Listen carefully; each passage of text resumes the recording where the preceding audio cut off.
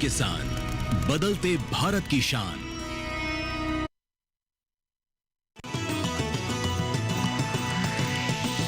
DD किसान, बदलते भारत की शान।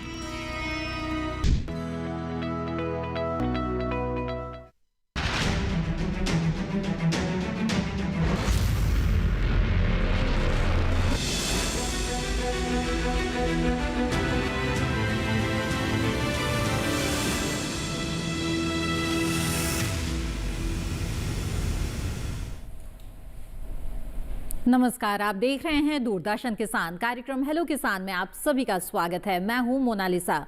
हेलो किसान एक लाइव फोन इन कार्यक्रम है जिसमें कृषि क्षेत्र से जुड़े हुए अहम विषयों पर हम विशेषज्ञ मेहमानों से चर्चा करते हैं ताकि उससे जुड़ी हुई सभी जानकारी आप तक पहुंचा सके और जिसके जरिए आप अपनी खेती को उन्नत बना सके और अपनी जो आर्थिक स्थिति है उसको और भी सुदृढ़ कर सके। आज भी कुछ खास विषय हम आपके लिए लेकर आए हैं जिस पर विस्तार से चर्चा करेंगे। साथ ही आपकी भूमिका बेहद ही अहम होगी क्योंकि आप अपने सवालों के साथ सीधे सीधे इस कार्यक्रम में जुड़ सकते हैं। तो आइए सबसे पहले जान लीजिए आज के विषय के बारे में। हेलो किसान कार्यक्रम में आज का विषय रहेगा कटाई पश्चात प्रबंधन, कृषि में मूल्य संवर्धन। जहां तो महत्वपूर्ण विषय है जिस पर आज हम बात करेंगे विस्तार से अपने विशेषज्ञ मेहमानों से। इस विषय पर अतिरिक्त जानकारी के लिए आप हमारे टोल फ्री नंबर पर कॉल कर सकते हैं। नोट कर ले हमारे टोल फ्री नंबर्स जिस पर आप कॉल कर सकते हैं 1800-113060 और 1800-113061। टोल फ्री नंबर है तो मुफ्त में आप बेझिझक कॉल कर सकते हैं और जानकारी हासिल कर सकते हैं। इसके अलावा ईमेल के जरिए भी अपने सवाल आप हम तक पहुंचा सकते हैं और व्हाट्सएप भी कर सकते हैं। व्हाट्सएप नंबर है 8800520717।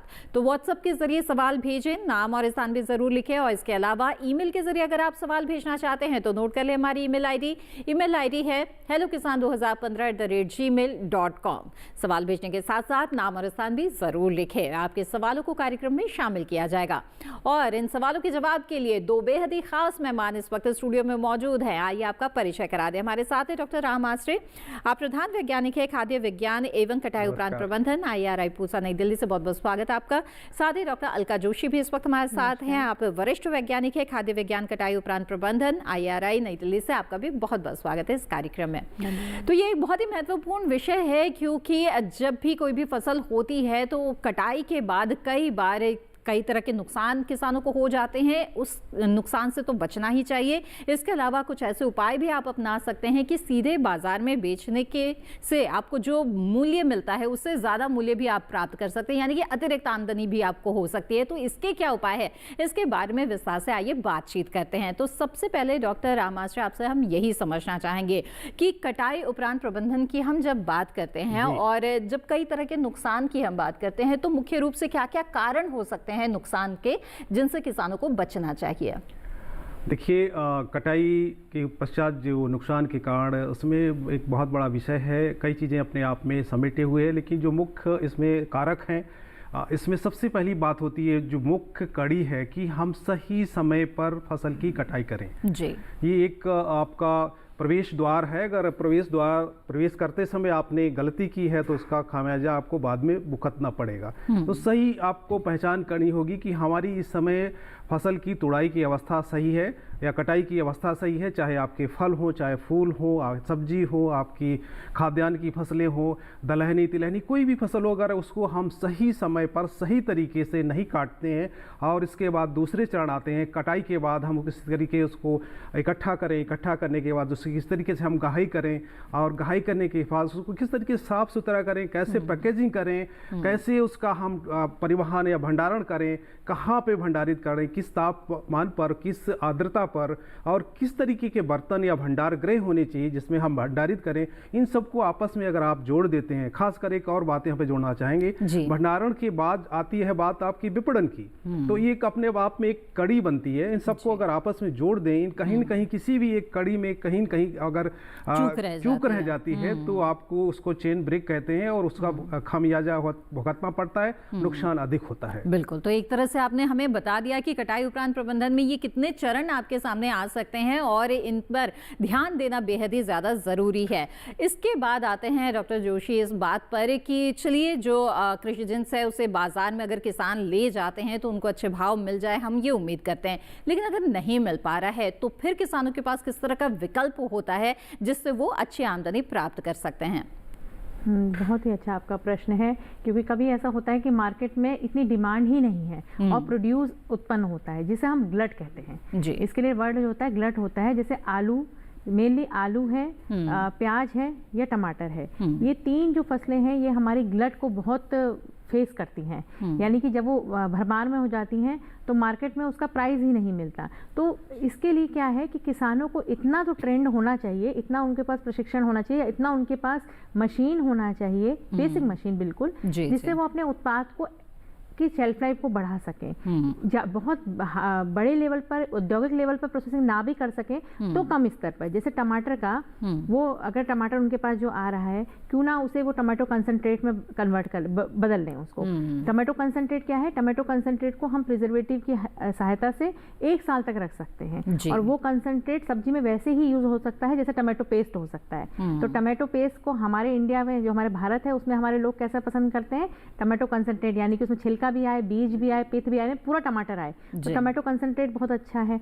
आलू के केस में चिप्स, बहुत टाइम से हमारे हमारी जो महिलाएं थी वो चिप्स बनाती थी, बिल्कुल, तो वह ऑलमोस्ट सिमिलर ही तकनीक है फ्रेंच फ्राइज बनाने की, लच्छे बनाने की और आलू के अन्य उत्पाद बनाने की, तो वो हम कर सकते हैं। कुछ नहीं है, एक सिंपल ड्रायर किसानों के खेत के आसपास, या फिर सिंपल एक सोलर ड्रायर का प्रोविजन सरकार की तरफ से हो सकता है जी। या सरकार इसमें करती भी है, इसमें किया भी है कि तो क्या है, जो हमारा उत्पाद है हम उसे सोलर ड्रायर के यहाँ रख सकते हैं। एक तरीका है जो हमारा सोलर फ्रिज, सन फ्रिज का एक कॉन्सेप्ट है, जो पूसा एआरआई में कई किसान मेलों में उसको प्रदर्शित भी किया गया है और किसानों ने उसको बहुत सराहा भी है। तो पूसा सन फ्रिज क्या है? सोलर एनर्जी से वो फ्रिज चलता है और आप अपने प्रोड्यूस को उसमें रख सकते हैं। तो कम से कम आप, जब तक मार्केट में थोड़ी डिमांड जनरेट होगी तब तक आपका प्रोड्यूस बहुत कम लागत के साथ कम तापमान में सुरक्षित रह सकता है। तो लेकिन बस आपको ये याद रखना है कि आपको यानी कि सरकार की योजनाएं और ये जो नई नई तकनीकें आ रही हैं, इनके बारे में अगर आपको जानकारी रहेगी तो आप इसका लाभ ले पाएंगे और आपकी आमदनी भी इससे बढ़ पाएगी। और इसी के बारे में और भी विस्तार से हम चर्चा करेंगे इस कार्यक्रम के दौरान, लेकिन आइए उससे पहले नजर डाल लेते हैं इस रिपोर्ट पर।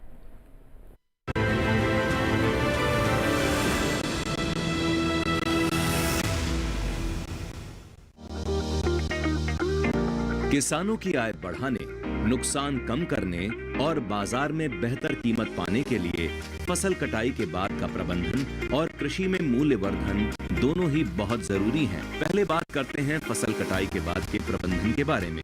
बता दें कि फसल की गुणवत्ता बनाए रखने, बर्बादी को रोकने या कम करने और बाजार से फसल की अच्छी कीमत पाने के लिए फसलों की कटाई के बाद उनका प्रबंधन जरूरी होता है। फसल कटाई के बाद की सभी प्रक्रियाओं जैसे सफाई, छटाई, सुखाना, पैकिंग, भंडारण और परिवहन आदि कामों को ही फसल कटाई के बाद का प्रबंधन कहा जाता है। अगर सही से प्रबंधन न किया जाए तो फसल के नुकसान की आशंका रहती है।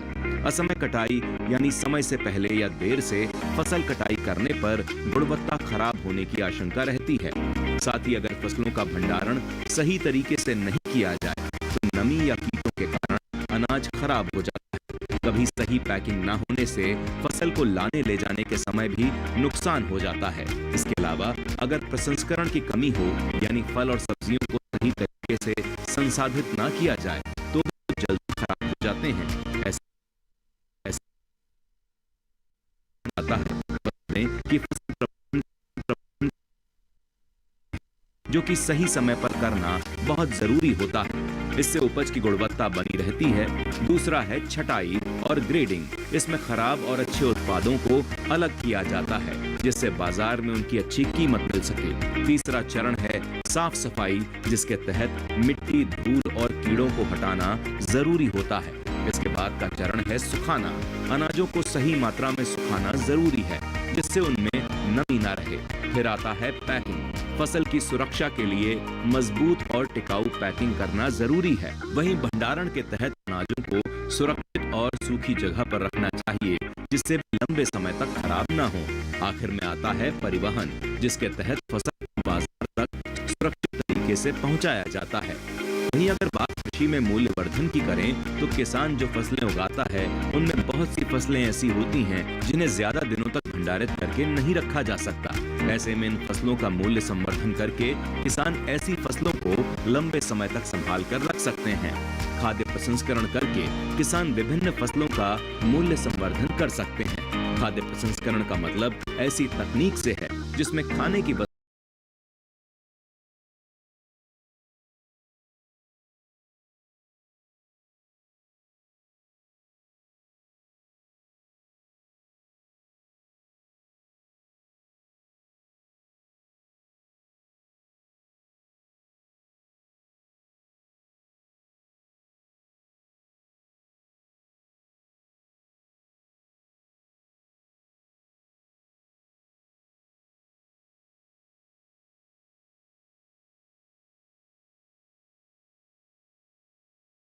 लाभ भी हैं। इससे फसल कटाई के बाद होने वाले नुकसान को कम किया जा सकता है।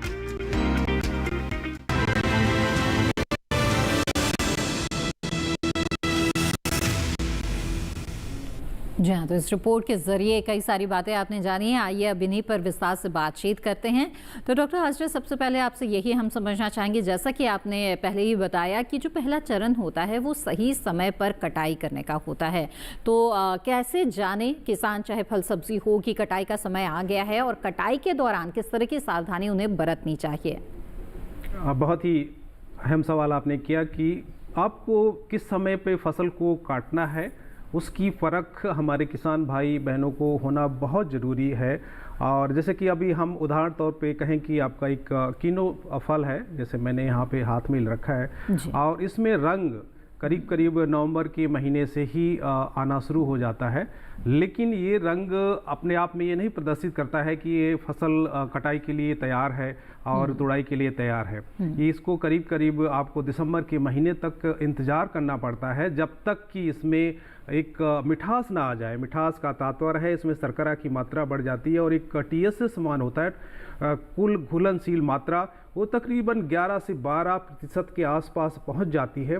तब इसमें समझा जाता है कि हमारा जो किनो है ये तुड़ाई के उपरांत या कटाई के उपरांत के लायक तैयार हो गया है। तो ये आपका हमारे किसान भाई बहनें, उनको पता है कि दिसंबर का महीना जैसे ही आता है और 15 दिसंबर के आसपास जैसे ही सर्दी या आपका क्रिसमस का महीना आता है, का त्यौहार आता है, उस समय तुड़ाई शुरू कर देते हैं और बाज़ार में इसकी अच्छी कीमत मिलती है, क्योंकि उस समय इसमें अच्छा रंग होता है, अच्छी महक होती है, बहुत अच्छी इसमें एक जो मिठास है कि इसके रस में वो आ जाती है।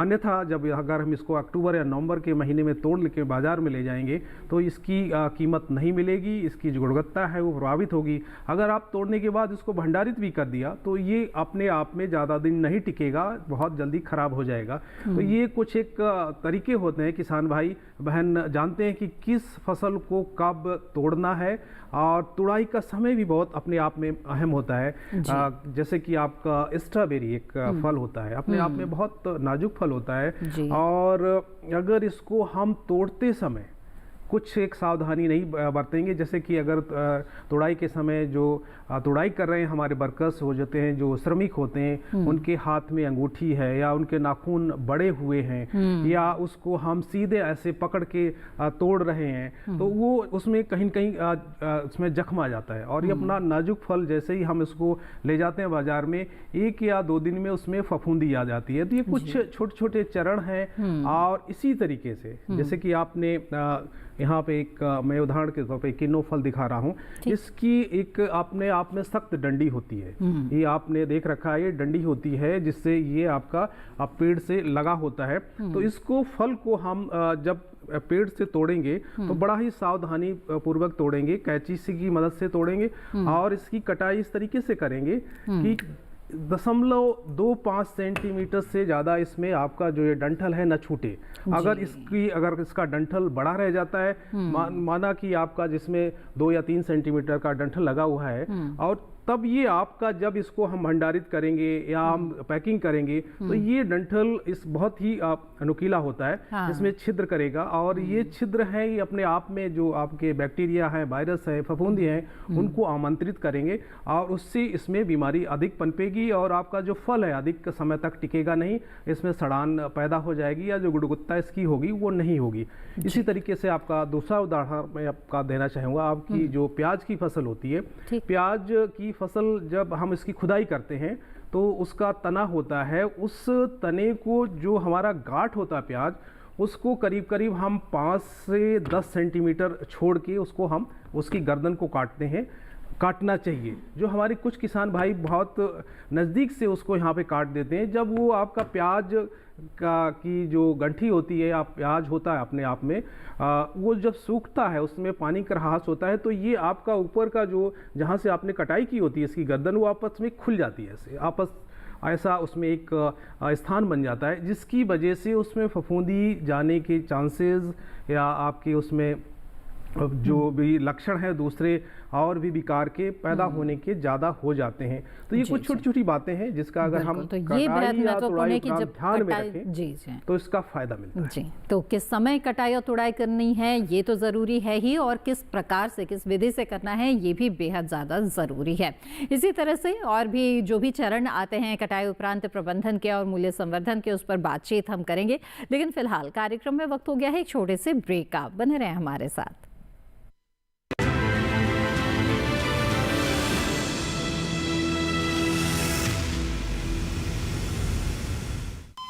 अरे सुन तो। मुझे क्या सुनाना चाहते हो? जो सुनाओ मेरी सौतन को। किसको? अरे वही तुम्हारा मोबाइल फोन जिससे सुबह शाम दिन रात चिपके रहते थे और कहते थे किसान कॉल सेंटर से बातें हो रही हैं। अच्छा ये बात है। हाँ क्यों, क्या हुआ? अब बात नहीं होती क्या? अब तो झट से बात हो जाती है। ऐसा क्या? हाँ, अब तो ज्यादा लाइनें और खास तकनीक के कारण खेती के माहिरों से तुरंत बात हो जाती है। और अगर कभी लाइन व्यस्त हो तो अपनी समस्या फोन पर रिकॉर्ड करा दो, वहाँ से फोन आ जाता है और समस्या की हल का मैसेज भी आ जाता है। ये देखो आ गया। अरे वाह, इसका मतलब इंतजार की घड़ी अब खत्म। हाँ। तभी मैं सोचूं कि आजकल मुझ पर इतना प्यार क्यों आ रहा है। कृषि संबंधी समस्याओं का अपनी भाषा में तुरंत हल पाने के लिए पूरे भारत में किसी भी फोन से हेल्पलाइन नंबर पर संपर्क करें। किसानों का दोस्त किसान कॉल सेंटर।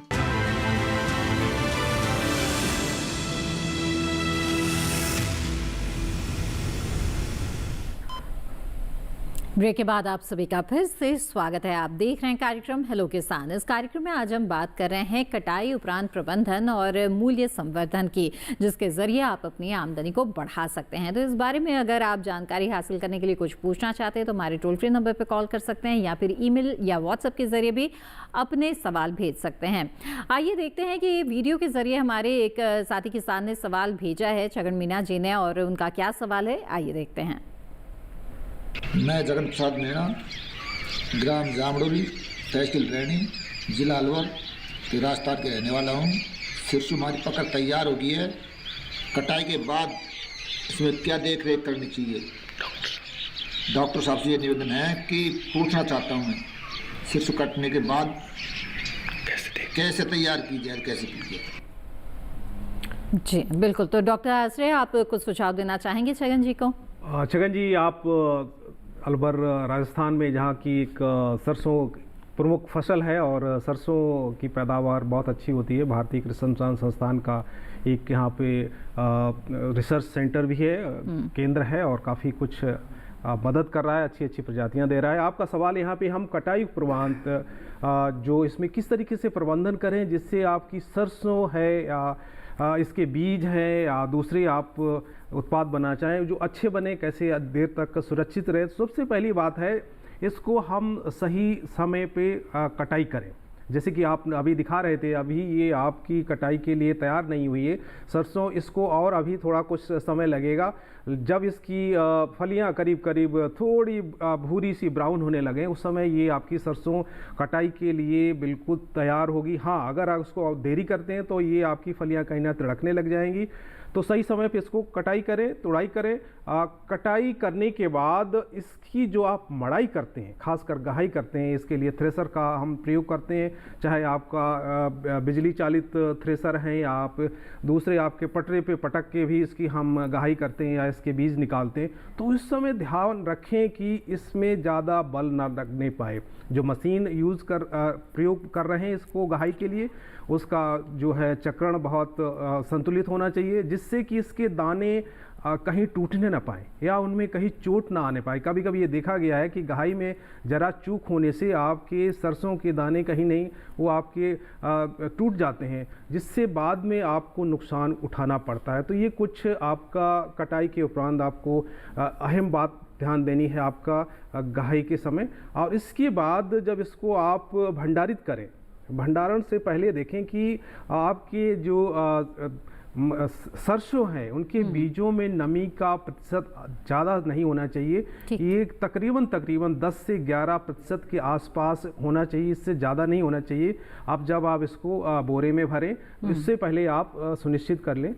जो हमारे अनुभवी किसान हैं, एक सरसों का दाना अपने मुंह में इस तरीके से डालते हैं और एक कट सी आवाज़ आती है तो उनको महसूस हो जाता है कि ये एक अच्छा इसमें संतुलन है नमी का और ये आपका भंडारण के लिए या बोरे में भरने के लिए कुछ तैयार है। तो ये कुछ एक सावधानियां बरतें तो आपको अधिक लाभ मिलेगा सरसों से। बिल्कुल। तो छगन जी, उम्मीद है कि आपके सवाल का जवाब मिल गया होगा। आइए अब आगे बढ़ते हैं।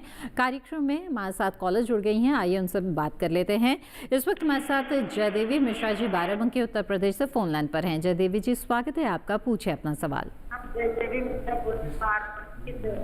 हमारा सवाल है कि फसल के अच्छा मूल्य पाने क्या करना चाहिए, मुनाफा।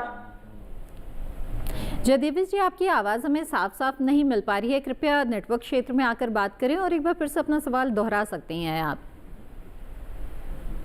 जी जयदेवी जी, मेरी आवाज़ मिल रही है आपको? हेलो, चलिए, लग रहा है हमारा संपर्क टूट गया है। डॉक्टर जोशी, क्या सुझाव देना चाहेंगे? जैसे कि जयदेवी की बातों से थोड़ा बहुत हम समझ पाए कि वो कटाई के बाद क्या कर सकती हैं, इसके बारे में जानना चाहती है। तो हमें बताएं कि क्या कुछ उपाय होते हैं, खासतौर पे जो घरेलू महिलाएं होती हैं वो कई तरह के मूल्य संवर्धन और खाद्य प्रसंस्करण के कार्यों से भी जुड़ी हुई होती हैं, तो किस तरह के सुझाव आप उनके लिए देना चाहेंगे? देखिए, सबसे पहले तो अगर उनकी रुचि है मूल्य संवर्धन में तो ये बहुत अच्छी बात है। जो भी उनके पास उत्पाद है जिसको वो मूल्य संवर्धन करना चाहती हैं, अगर उनके पास सेल्फ स्किल है, अपना एक स्किल है, तो डेवलप कर ही सकती हैं। वरना मैं सबसे ज़्यादा महिलाओं को मैं यही सजेशन दूंगी कि वो अपना 8 से 10 महिलाओं का एक ग्रुप बनाएं और आसपास केवीके या फिर आसपास, जैसे हमारा IRA इंस्टीट्यूट है जो महिलाओं के लिए ट्रेनिंग डिज़ाइन कर देता है, जिसे बोला जाता है कस्टमाइज ट्रेनिंग। जैसे मान लीजिए उनके यहाँ सोयाबीन बहुत होती है और वो सोयाबीन की अच्छी, उत्तम और नवीनतम प्रसंस्करण तकनीक सीखना चाहती हैं, तो वो हमसे जुड़ सकती हैं और हम उन्हें उनकी आवश्यकता के अनुसार उनको हैंड्स ऑन ट्रेनिंग प्रोवाइड करते हैं, ताकि वो अपना ना मार्केट में जो उनका प्रोडक्ट चल जाए, बिक जाए, ऐसे प्रोडक्ट को हम उन्हें प्रसंस्करण की तकनीक सिखाते हैं। और बहुत सारे फोरम हैं जिनसे वो जुड़ सकती हैं। जैसे मैंने बताया ना कि हमें कस्टमाइज कर देते हैं उनके लिए ट्रेनिंग। अगर वो SC और SP ST कम्युनिटी से जुड़ी हैं तो इसके लिए अभी गवर्नमेंट ने बहुत अच्छा इनिशिएटिव लिया है कि हम उनके पास आके भी उनको ट्रेनिंग दे सकते हैं और ये ट्रेनिंग बिल्कुल फ्री ऑफ कॉस्ट है।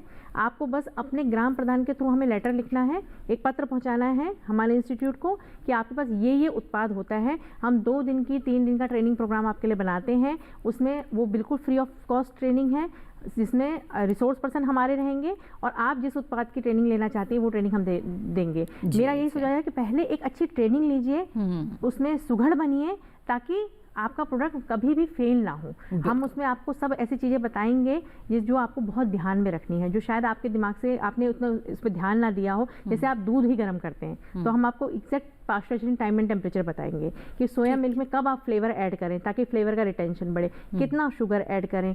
मतलब ये बहुत छोटी छोटी चीज़ें हैं जो मार्केट के लिए कंपेटेबल प्रोडक्ट आपका बन सके। उसके लिए आप अगर ट्रेनिंग ले लेंगे तो ये 1 या 2 दिन आपको निकालने हैं, डिवोट करने हैं और उसके बाद आप देखिएगा आपका कॉन्फिडेंस कितना बढ़ता है। जी, तो जयदेवी जी, जाना आपने कि 2 बातें बेहद ही महत्वपूर्ण है कि प्रशिक्षण जरूर ले और समूह की शक्ति को पहचाने, अपने साथ और भी महिलाओं को इकट्ठी करें और उसके बाद प्रशिक्षण ले लेंगी तो आपको आगे और भी मदद हो जाएगी। आगे बढ़ते हैं और अगले कॉलर का रुख कर लेते हैं। राकेश जी शिमला हिमाचल प्रदेश से फोन लाइन पर जुड़े हुए हैं। राकेश जी, स्वागत है आपका, पूछिए अपना सवाल। जी नमस्कार। जी नमस्कार, बताएं। मैं ये कहना चाहता हूँ कि हमारे जो प्रदेश में को लगाना चाहते हैं तो उसके लिए कितना तापमान और क्या करें। राकेश जी, आपकी आवाज़ हमें साफ साफ नहीं मिल पाई है, कृपया अपना सवाल एक बार फिर से दोहरा दीजिए। मैं सरसों का बीज लगाना चाहता हूँ, तो सरसों का मैं कौन सी बीज का क्या करना चाहिए? जी, क्या सवाल समझ में आ रहा है? आप किस फसल के बारे में खास तौर पे जानना चाह रहे हैं? सरसों के बारे में, ठीक है। डॉक्टर आसरे, कुछ और जानकारी देना चाहेंगे? देखिए, जहाँ तक हमारा अनुमान है, आपके शिमला में सरसों की फसल का उत्पादन उतना सफलतापूर्वक नहीं होता है। फिर भी अगर आप सरसों की फसल के बारे में रुचि रखते हैं, उसको आगे बढ़ाना चाहते हैं, तो निश्चित तौर पर आप बड़ा ही आप सोच समझ के कदम आगे बढ़ाएं, क्योंकि यहाँ के क्षेत्र जलवायु क्षेत्र के लिए कौन सी कुछ प्रजातियां हैं, किस तरीके से उसकी उन्नत विधियां हैं, उन सब का तौर तरीका हमारे जो मैदानी क्षेत्र हैं वहाँ से बिल्कुल फर्क होगा। तो आपसे ये अनुरोध है, आपके पास एक विवेकानंद पर्वतीय कृषि अनुसंधान शाला है, वहाँ आप उनसे संपर्क करें, या आप पीछे नीचे आके हमारा जो सोलन कृषि बागवानी यूनिवर्सिटी है वहाँ के माहिरदान हैं, या आपका निकटतम कृषि विज्ञान केंद्र है, उनसे जाके संपर्क करें कि हमें अगर इस क्षेत्र में सरसों की काश्त करनी है, खेती करनी है, तो हम किस तरीके से आगे कदम बढ़ाएं। बिल्कुल। तो डॉक्टर रामाश्र, जैसे कि सरसों को लेकर बहुत सवाल आ रहे हैं, तो आपसे ये भी जानना चाहेंगे कि सरसों जैसे अन्य तिलहनी फसल है या फिर दलहनी फसल है, तो उसमें किसानों को किन किन बातों का ध्यान रखना चाहिए? समय से कटाई की बात तो हमने कर ली, अब आगे की प्रक्रिया के बारे में हमें बताएं।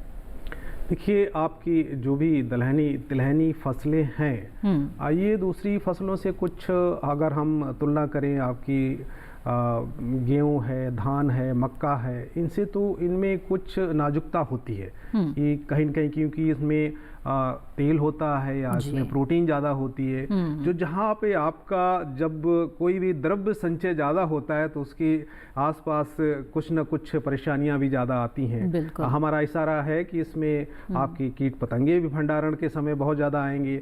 अगर आपके इसमें भंडारण के समय नमी में भी कहीं उतार चढ़ाव हुआ है तो इसकी गुणवत्ता पे बहुत ही जल्दी विपरीत प्रभाव पड़ता है।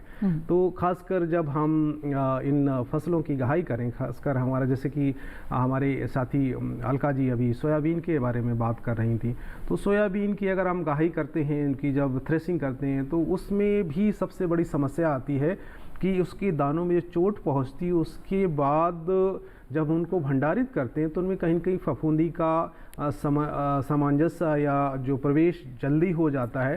तो जो आप गहाई कर रहे हैं, जब उसकी थ्रेशिंग कर रहे हैं, तो सही मशीन का प्रयोग करें, सही थ्रेसर का प्रयोग करें, जिससे कि आपके दाने निकलें वो चोटिल ना हो।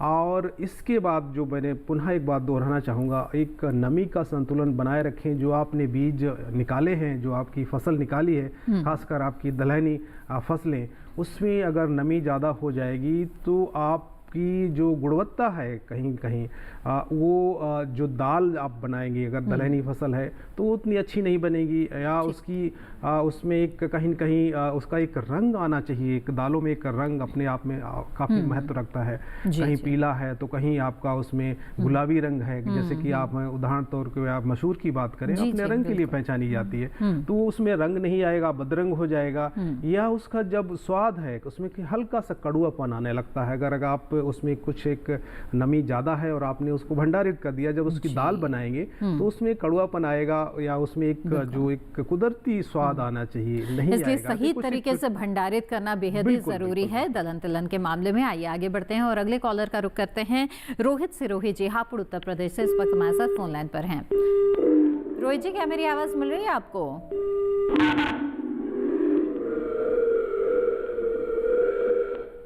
रोहित जी, क्या आप मुझे सुन पा रहे हैं? लगता है हमारा संपर्क टूट गया है, बातचीत को आगे बढ़ाएंगे। डॉक्टर जोशी, अब मैं आपसे यही जानना चाहूँगी कि जब दलहन तिलहन की बात हम कर ही रहे हैं, तो फल सब्जियों की तुलना में इनके अगर हम प्रसंस्करण की बात करें या मूल्य संवर्धन की बात करें तो किस तरह के विकल्प मौजूद हैं किसानों के पास? देखिए, दलहन और तिलहन में अगर कहूँ तो अभी भी प्रसंस्करण के नजरिए से अल्पदोहित है। इसमें बहुत काम हो सकता है। दालों के साथ क्या प्रॉब्लम है कि दालों को अगर आप भंडारित करते हैं तो एक बहुत साइंटिफिक टर्म होता है हार्ड टू कुक, यानी कि उसको फिर गलाना बड़ा मुश्किल होता है। तो यानी कि जो आपकी दाल हो रही है, मतलब आपकी खेतों में हो रही है, उसके लिए मार्केट अगर आप जितना जल्दी पकड़ लें उतना अच्छा है। जितना दाल को आप भंडारित करेंगे उतना उसको गलाना बड़ा मुश्किल है। उसका जो गल के, हम दाल को गला के ही खाते हैं, तो दाल के लिए मार्केट होना बहुत जरूरी है। और दाल को केवल दाल के रूप में नहीं, बहुत सारे उत्पाद दाल के बन सकते हैं। आप प्रोटीन रिच चिप्स बना सकते हैं। मसूर लेंटिल क्रिस्प हमारे IRA ने डेवलप भी किया है, टेक्नोलॉजी हमारी कमर्शलाइज भी हुई है। हर दाल, क्योंकि उसमें मॉइस्चर कम होता है, क्रिस्प में आसानी से बदल सकते हैं, यानी कि चिप्स जिसे हम बोलते हैं, वो प्रोटीन रिच होंगे। दाल को, इवन दाल के ब्रोकन भी, अगर मिलिंग आपने की दाल की, कुछ आपको दाल के ब्रोकन मिले, वो दाल के ब्रोकन किसी भी चीज में प्रोटीन रिच सोर्स की तरह आप मिक्स कर सकते हैं। चाहे वो आटा है, उसका आप आटा वो बनाइए, आटा बनाइए, उसे किसी भी उत्पाद में आप ऐड करेंगे तो उसका प्रोटीन बढ़ जाएगा। तो दाल के अपने ही कीमत बहुत अच्छी मिलती है। फिर जो उसके उप उत्पाद बचते हैं मिलिंग के, उसको भी प्रोटीन रिसोर्स की तरह खाया जा सकता है। तो दाल तो अभी भी अल्पदोहित है इन टर्म्स ऑफ प्रोसेसिंग। जहाँ तक तिलहन की बात है, तो तिलहन में क्या होता है, तेल की स्रोत है, आपको पता है। अगर आप उसे हाई मॉइस्चर में अगर कर देंगे स्टोर, तो सबसे बड़ा डिफेक्ट क्या आता है तिलहन के साथ? दलहन और तिलहन का स्टोरेज बहुत इंपॉर्टेंट है। तिलहन में क्या होता है, एक बहुत, फिर मैं आपको साइंटिफिक टर्म इसलिए मैं बता रही हूँ ताकि आपको याद हो जाए किसान भाइयों को, क्योंकि जब भी आप इसके लिए कुछ सर्च करेंगे नेट पे या किसी, तो आपको कुछ टेक्निकल टर्म आने चाहिए। जैसे इसमें क्या होता है, वो पानी के साथ मिलके, यानी कि थोड़ा भी अगर मॉइस्चर होगा तो एक हमारा ना साबुन की तरह फ्लेवर डेवलप हो जाता है, जिसे हम कहते हैं सोपी फ्लेवर। अच्छा। ये होता है रेंसिडिटी की वजह से। ठीक। तो वो कभी नहीं आना चाहिए। अगर तेल में वो आ गया तो आप तेल को जिसमें भी यूज करेंगे उसमें वो रेंसिड फ्लेवर रहेगा। तो तिलहनी फसलों के साथ क्या होता है, तेल निकाल लिया, अब जो आपके पास बचा, समझिए जो आप बचा है वो तेल से भी ज्यादा उपयोगी है, क्योंकि अब उसमें क्या हुआ, प्रोटीन बढ़ गया। वो जितना भी आपका, ये जितना भी आपके हेल्थ ड्रिंक बनते हैं ना, वो सारी कंपनी उस प्रोडक्ट को ले लेंगी, क्योंकि उसमें प्रोटीन बढ़ गया है। सारा हेल्थ ड्रिंक वाला कंपनी लेगा उसको, और उसमें क्या है, कंसंट्रेट, आइसोलेट, जो बहुत महंगे बिकते हैं, उनको अपना प्रोडक्ट सेल करिए, रादर वो किसी जानवर के लिए जाए। यानी कि संभावना है अभी इस क्षेत्र में बहुत ही सीमित काम हुआ है, तो आपके पास अभी ये विकल्प मौजूद है। आइए आगे बढ़ते हैं और अगले कॉलर से बात करते हैं। संतोष कुमार जी, गोरखपुर उत्तर प्रदेश से फोन लाइन पर हैं। संतोष जी, क्या मेरी आवाज मिल रही है आपको? हेलो जी, अगर आप मुझे सुन पा रहे हैं तो अपना सवाल पूछ सकते हैं। हाँ बताएं। अपना सवाल पूछ सकते हैं संतोष जी। जी हाँ, मिल लेंगे। टीवी की आवाज बंद कर दीजिएगा जी। बताएं। टीवी की आवाज बंद करना। मैं ये जानना चाहता हूँ कि अभी धान की बुआई के बाद मेरे खेत में जल जमा होता, आप टीवी का बंद है, तो जल जमाव के बाद जो है, अब हमारा खेत थोड़ा सूख गया है, तो क्या मैं उसमें किस तरह का खेती कर सकता हूँ? देखिए, आपने जो सवाल किया है यहाँ पे, जहाँ तक मैंने समझा है कि आप धान की खेती लोडलैंड एरिया, जो जहाँ पे जलभराव की समस्या होती है उसमें थी, और धान की कटाई के बाद भी आप उसमें जलभराव के कारण दूसरी फसल नहीं ले पाए, तो उसकी वजह से आप के पास कोई अभी विकल्प आप तलाश रहे हैं, तो उसको हम जहां समझ पा रहे हैं, तो वो विकल्प के बारे अगर हम बात करें, तो अगर ऐसा क्षेत्र है जहाँ पे कि नमी निश्चित तौर पर उसमें ज़्यादा संचित होगी, आपका लो लाइंग एरिया है जहाँ पे पानी जमा होता, तो अभी हमारा ये समय आ रहा है गर्मी का, और आप इसमें अच्छी तरीके से जो भी बेल वाली सब्जियां हैं, खासकर खीरा, ककड़ी, कद्दू, खरबूजा, तरबूजा, इसको लीजिए, और जो आपका नमी संचय कुदरती है उसका भरपूर फ़ायदा उठाइए। हाँ, आप इन सब का खेती करने से पहले बीज कहाँ से लें, एक जानी मानी संस्था से या पंजीकृत संस्थाओं से बीज खरीदें और इस हमारी समझ में इस जो आपकी ज़मीन है इस तरीके की उसमें अच्छा इस बेल वाली सब्जियों का उत्पादन ले सकते हैं। बिल्कुल, तो संतोष जी ज़रूर आप इस सलाह पर अमल करें, हमें उम्मीद है कि इससे आपको लाभ भी बहुत होगा। और इसी तरह से हमारी चर्चा कार्यक्रम के दौरान जारी रहेगी, आप भी अपने सवालों के साथ जुड़ते रहें। लेकिन फिलहाल वक्त हो चला एक और छोटे से ब्रेक का, बने रहें हमारे साथ।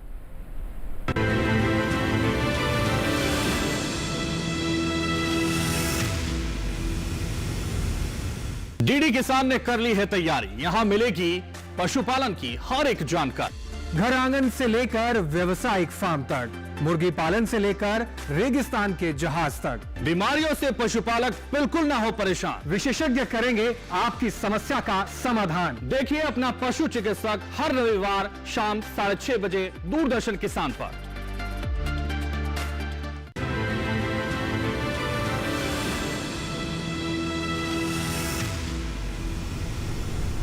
ब्रेक के बाद आप सभी का फिर से स्वागत है। आप देख रहे हैं कार्यक्रम हेलो किसान, जिसमें आज हम कटाई उपरांत प्रबंधन और मूल्य संवर्धन के बारे में बातचीत कर रहे हैं।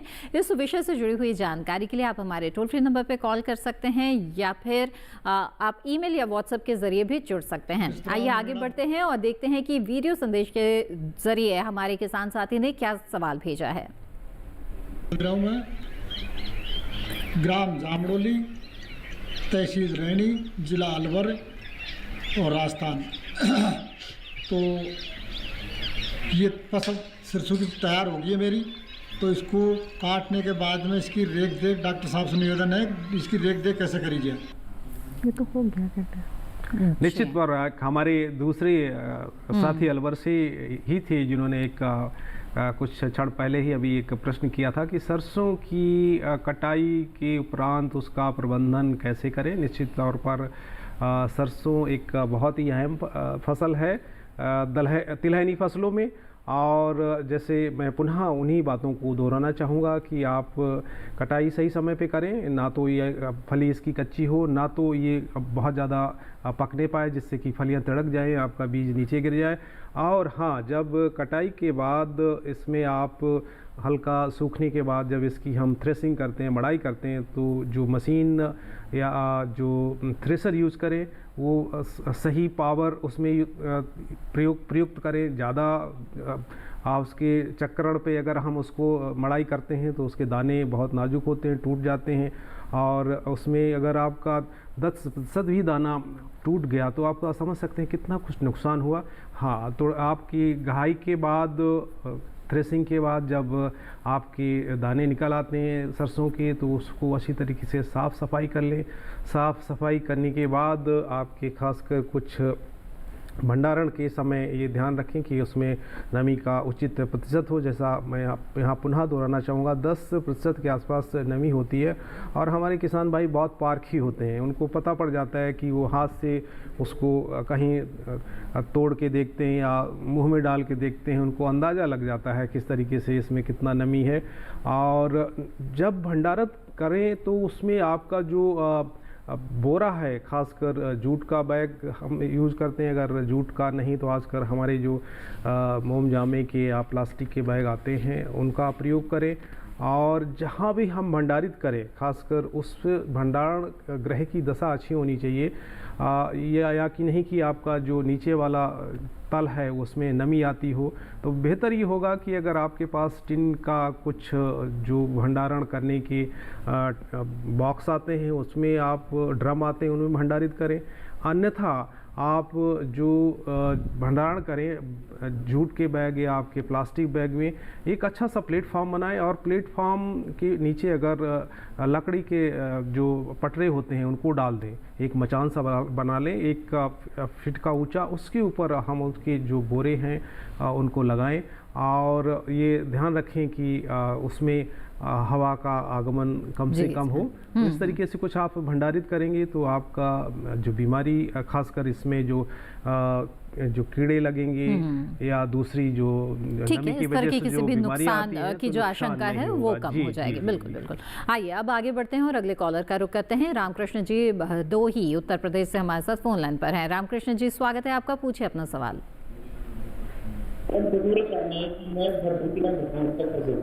जी और मुझे ये जानना है कि यहाँ पे मुझे खरबूजा का बिजाई करना है, जलवायु है।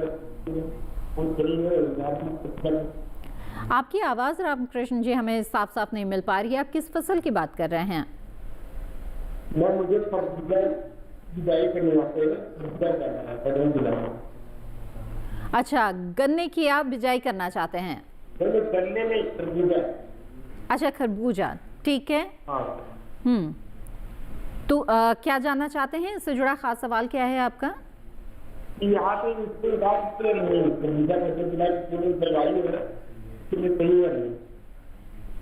देखिए, निश्चित तौर पे आपका जो यहाँ पे बहुत ही उत्तम विचार है। जब हम बिजाई करते हैं, खासकर जो हमारी गन्ने की पेड़ी फसल होती है उसमें तो नहीं करते हैं। अब जब नई फसल हम लगाते हैं, बिजाई करते हैं, तो उसमें जब शुरुआती दौर होता है, काफ़ी स्थान होता है पंक्तियों से पंक्तियों के बीच में, तो उस समय आप उसमें जो खरबूजे की फसल है तो उसको आप ले सकते हैं। लेकिन फिर भी मैं यहाँ पे आपको आगाह करूँगा कि आपकी बिजाई की विधि क्या है, गन्ने की कितनी अंतराल पे आप पंक्तियाँ रख रहे हैं, तो इस तरीके उसमें बदलाव भी किया जा सकता है। कुछ आपके जो निकटतम कृषि रक्षा संस्थान पे जो लोग हैं या कृषि विज्ञान केंद्र में हैं, तो पेड़ विधि से भी इसमें बिजाई कर सकते हैं। कहने का तात्पर्य है 3 पंक्तियां गन्ने की लगाने के बाद उसमें 1 या 2 पंक्ति की जगह छोड़ देते हैं, जिसमें कि हम इस तरीके की फसलों का निस्तारण करते हैं, बुआई करते हैं। तो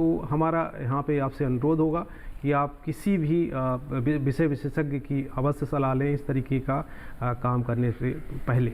जी बिल्कुल रामकृष्ण जी, उम्मीद है आपके सवाल का जवाब आपको मिल गया होगा। आगे बढ़ते हैं। डॉक्टर जोशी, आपसे जानना चाहेंगे कि अगर कोई किसी भी फसल के मूल्य संवर्धन के लिए या प्रसंस्करण के लिए एक छोटी सी गाइड डालना चाहता है, तो कैसे शुरुआत करनी चाहिए? शुरुआती लागत कितनी आ सकती है और क्या इससे जुड़ी हुई कोई योजना भी है सरकार की जिसका लाभ वो ले सकते हैं? देखिए, वो बहुत अच्छा सवाल है। जब आपके पास कोई भी उत्पाद है तो आप चाहेंगे कि आप उससे कुछ मुनाफा कमाएं। जी बिल्कुल। देखिए, जो भी आपके पास उत्पाद है, आप जिसके लिए भी आप सोचते हैं कि आप इसके लिए मार्केट या आप इसका बिजनेस करेंगे, सीधी सी बात है, उसका उत्पाद बना के, तो जो उत्पाद आपको सबसे आसानी से और कम से कम मूल्य में अवेलेबल हो, पहले आपने उस उत्पाद से काम शुरू करना है। पहला चीज़, यानी कि रॉ मटेरियल की कॉस्ट बहुत ज़्यादा नहीं होनी चाहिए। आपको गुणवत्ता वाला रॉ मटेरियल अवेलेबल होना चाहिए और उसकी कॉस्ट बहुत ज़्यादा नहीं होनी चाहिए, यानी कि आसानी से मिलने वाला रॉ मटेरियल पे आप काम शुरू करिए। उसके बाद किसी भी अच्छी संस्था से प्रशिक्षण जरूर लीजिए। मैंने आपको बताया, ताकि प्रशिक्षण से आप दक्ष हो जाएंगे, क्या क्या आपको करना है, क्या आपको नहीं करना है, डूज और डोंट्स जिसे कहते हैं, वो आप जान जाएंगे।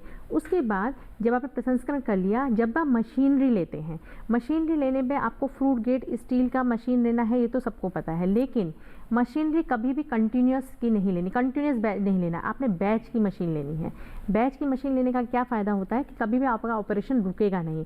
और शुरुआती तौर पे आपने कम बैच से शुरू करना है, क्योंकि भाई पहले आपकी मार्केट डिमांड इतनी नहीं होगी। पहले आप ट्रायल भी लेंगे और अपना प्रोडक्ट ऑप्टिमाइज़ करेंगे, जिसे कहते हैं प्रोडक्ट का मानकीकरण करेंगे। तो उसके लिए आपके पास बैच असेंबली होनी चाहिए, रादर कंटिन्यूस मशीन नहीं लेनी है आपने। कंटिन्यूस मशीन का समझते हैं मतलब, यानी कि एक तरफ से आपने उत्पाद डाला, मतलब अपना रॉ उत्पाद डाला और फाइनल उत्पाद आपको मिल गया। ये जब आप मार्केट में इस्टेब्लिश हो जाए, उसके बाद आपको लेना है। पहले आपको सारा मानकीकरण बैच में ही करना है, ताकि अगर आपकी कोई मशीन खराब होती है तब भी आपका काम चल जाए। उसके बाद याद रखें कि जो भी आप उत्पाद बनाएंगे, उसका आपने जो भी आपने उत्पाद बनाया, आपने प्रशिक्षण के द्वारा उत्पाद बना लिया, ठीक है, मार्केट में आने से पहले आप पैकेट करके भेजेंगे उस उत्पाद को, पैकेजिंग करके भेजेंगे। तो पैकेजिंग FSSAI की गाइडलाइन आपने फॉलो करनी है। ये बिल्कुल याद रखिए कि FSSAI की गाइडलाइन आपने इसलिए फॉलो करनी है कि उसमें न्यूट्रिशन लेबलिंग क्या होगी, आपने उसकी शेल्फ लाइफ, आपको इंग्रेडिएंट का जो आपको डिस्प्ले करना है। डॉक्टर जोशी, माफ कीजिएगा, यहाँ पर आपको रोक रही हूँ। ये बहुत ही महत्वपूर्ण बात आप बता रही हैं और इसके बारे में विस्तार से समझेंगे, लेकिन इस बीच एक कॉलर जुड़ गए हैं, तो उनका सवाल ले लेते हैं। इस वक्त हमारे साथ रोहित से, रोहित जी हापुड़ उत्तर प्रदेश से जुड़े हुए हैं। रोहित जी, स्वागत है आपका, पूछे अपना सवाल।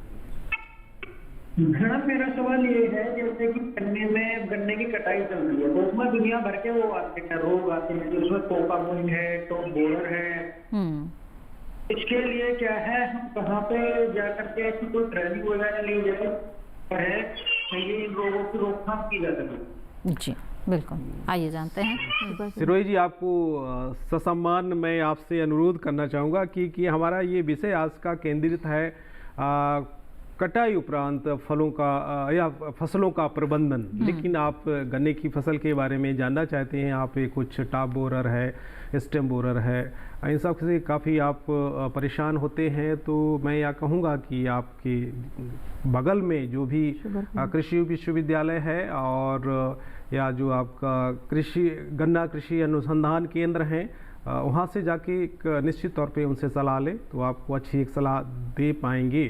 जी जी, बिल्कुल। आइए अब आगे बढ़ते हैं और इसी तरह से चर्चा को जारी रखेंगे, लेकिन फिलहाल कार्यक्रम में वक्त हो गया एक और छोटे से ब्रेक का। जल्द हाजिर होंगे, आप बने रहें दूरदर्शन किसान पर।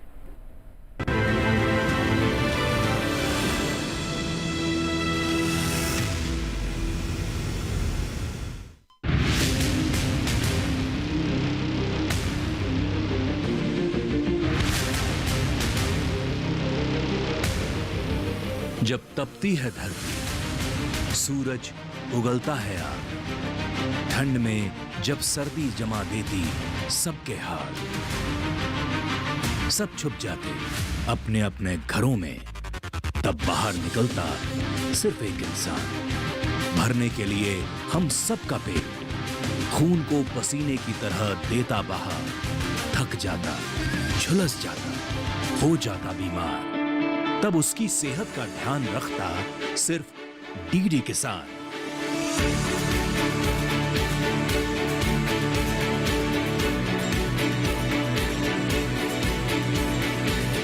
देखिए स्वस्थ किसान शनिवार शाम 6 बजे लाइव सिर्फ दूरदर्शन किसान चैनल पर।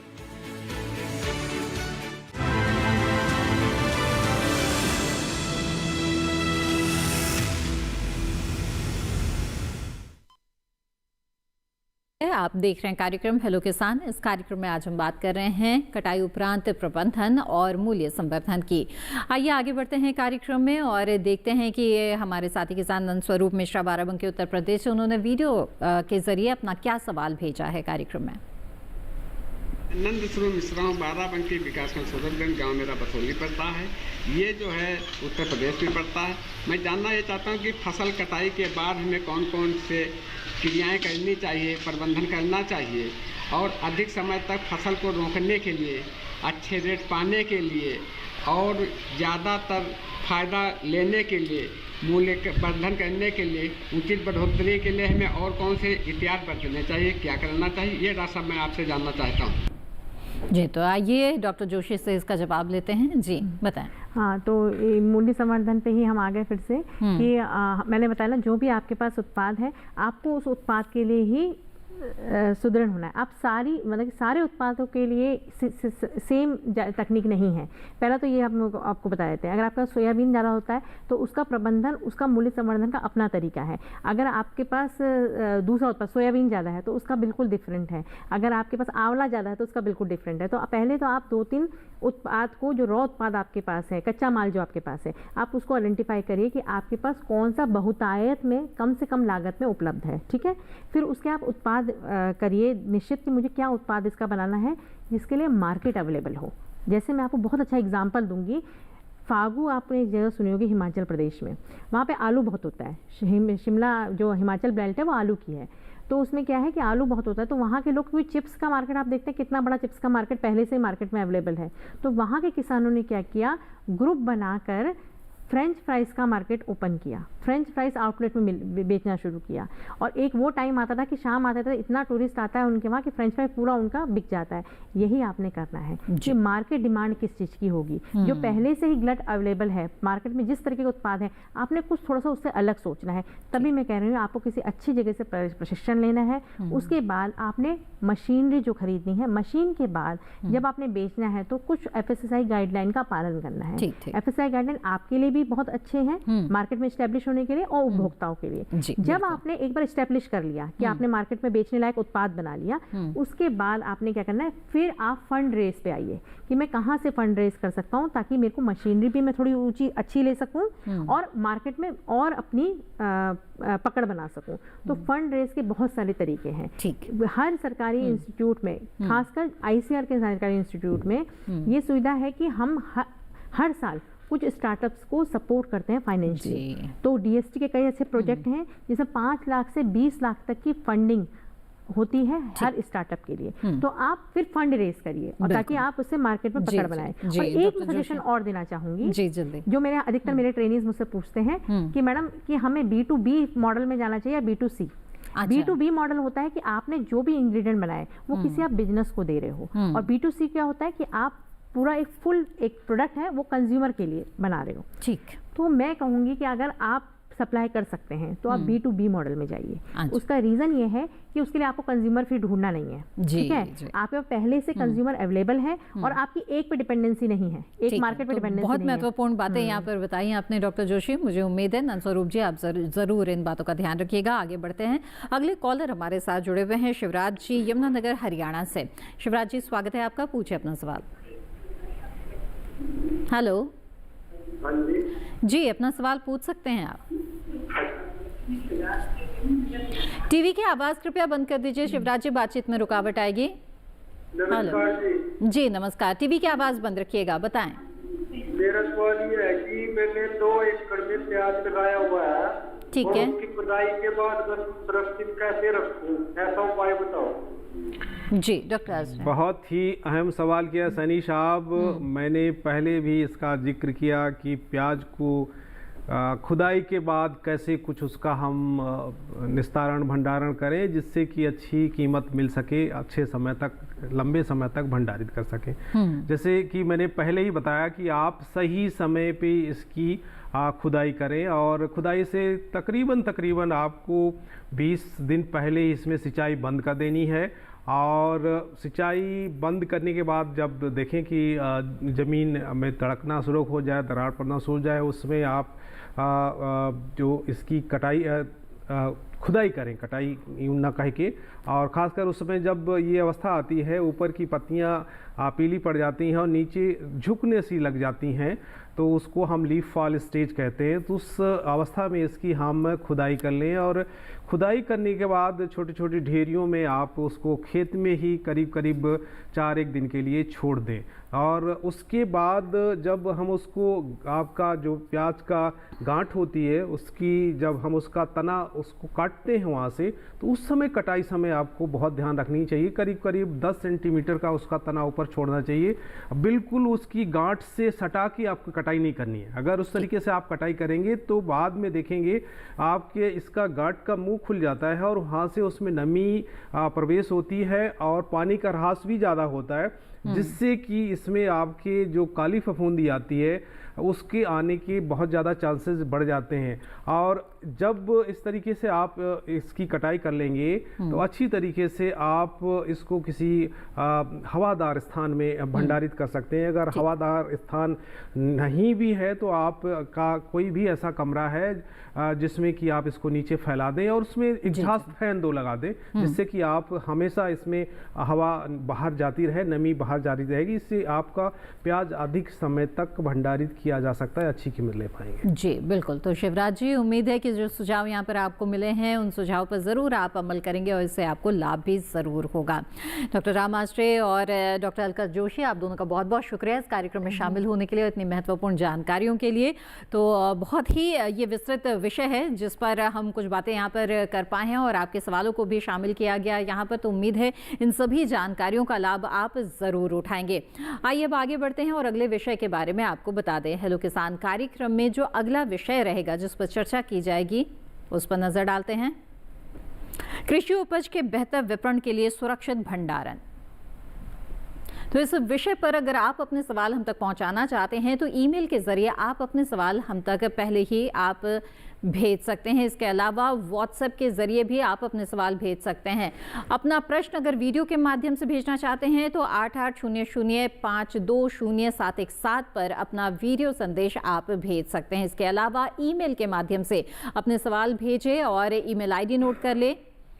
hellokisan2015@gmail.com ईमेल आईडी है, इस पर आप अपने सवाल भेज सकते हैं। इसके अलावा बता दें कि दूरदर्शन किसान के कॉल सेंटर नंबर पर भी आप कॉल कर सकते हैं और अपने सवाल दर्ज करा सकते हैं। 1800113060 ये हमारा टोल फ्री नंबर है जिस पर कॉल करके आप अपने सवाल दर्ज करा सकते हैं।